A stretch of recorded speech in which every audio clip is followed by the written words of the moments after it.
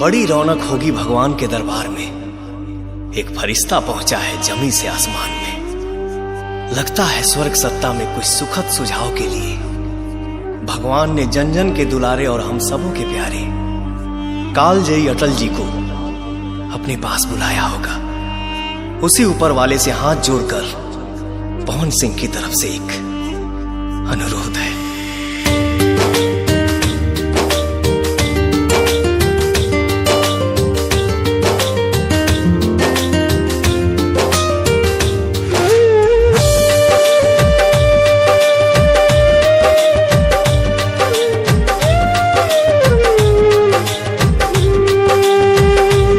बिन अटल हिंदुस्तान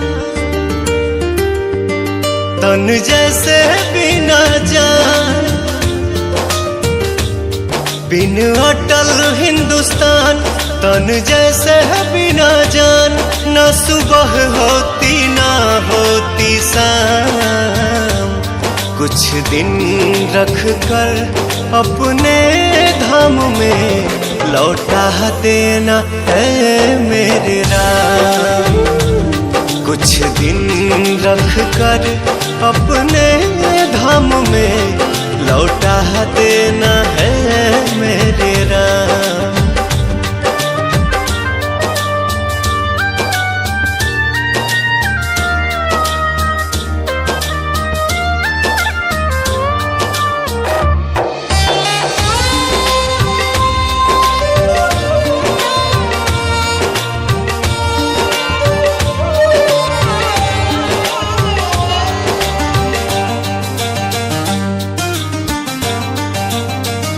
जान जन बेकल है ना कोई हलचल है।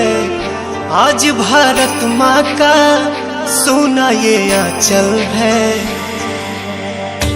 मौत की उम्र क्या है 2 पल भी नहीं। मौत की उम्र क्या है 2 पल भी नहीं। लौट के आऊंगा पूछ से क्यों डरूं। जान जन बेकल है ना कोई हलचल है। आज भारत माँ का सोना ये आंचल है। लाल देश का महान सरस्वती की जुबान। अभी जननी का बाकी है काम। कुछ दिन रख कर अपने धाम में लौटा देना है मेरे राम। कुछ दिन रख कर अपने धाम में लौटा देना है मेरे राम।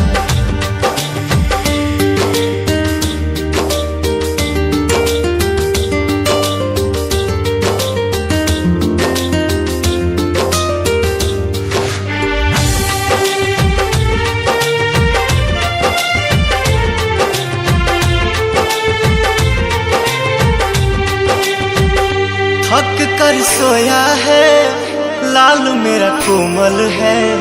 जुबां पे जय हिंद है हाथ में कमल है। जूझने का मेरा इरादा न था। मोड़ पर मिलेंगे इसका वादा न था।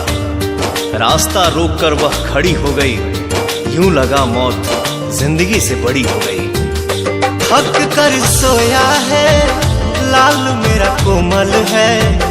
जुबां पे जय हिंद है हाथ में कमल है।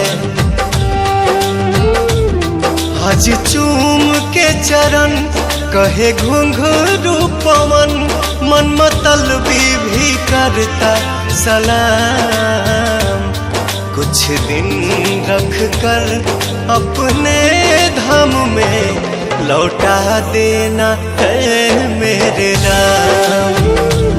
कुछ दिन रख कर अपने धाम में लौटा देना है मेरे राम।